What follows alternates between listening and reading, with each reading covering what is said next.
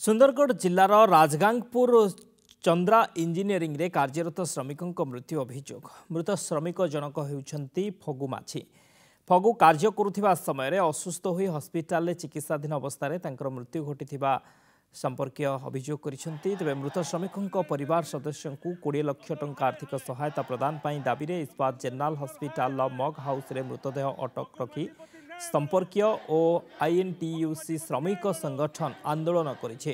गत 23 तारिख में श्रमिक फगु माझी कार्य करुथिबा समय हठात असुस्थ होई पड़िथिले। पर तांको चिकित्सा पई हॉस्पिटल निया जायथिला, किंतु इस्पात जनरल हॉस्पिटल ले चिकित्साधीन अवस्था रे तांकर मृत्यु होईछि।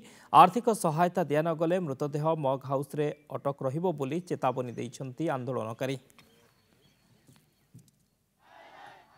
4टारे मुई खबर पाइली आसली एने हेले से पूरा होश नहीं थी, पूरा बेहोश थिले। मुई कथा टिके ही सुनी नहीं पारली। मुई मोर लोकर 20 नु बेसी होथला, 20-25 होथला।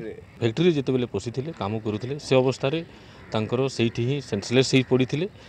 आमे मने करूछु सेठी तांकर मृत्यु होइथिला। तांको परवर्ती समय रे गोटे प्राइवेट हॉस्पिटल रे तांको निया गला। एटा भी संदेहजनक सेठी गोटे प्राइवेट हॉस्पिटल निया जाइथिला। तापरे मॉडल तापरे आईजीएच को एवं आईजीएच रे तांकर मृत्यु जो कथा कहउचंती, किंतु तांकर फैक्ट्री भितरे तांकर मृत्यु होइथिला। आमे मने करूछु लोक तांको परिवार भरण पोषण पई तांको सहायता राशि दिया जाऊ। आमे जेते शीघ्र भरण पोषण देले आमे एठू हटिबू। ता पाखरे दीर्घ 20 वर्ष धरी आमर स्वर्गत जे फगु माझी काम करथिले।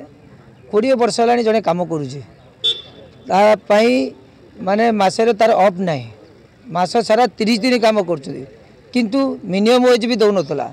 किंतु से लोकटी फगु माझी जे कि ओबिडेंट थिला, काम करूथिला, काम करूथिबा रविवार दिन काम करूथिबा अवस्था रे एही कारखाना भितरे तार सेंसलेस होईछि, सेठी मृत्युवरण करछि। किंतु जेतेबेले मृत्युवरण कर सारा पर आज आईजीएच मर्ग हाउस डेड बॉडी अच्छी, किंतु से मालिकर देखा साक्षात ना।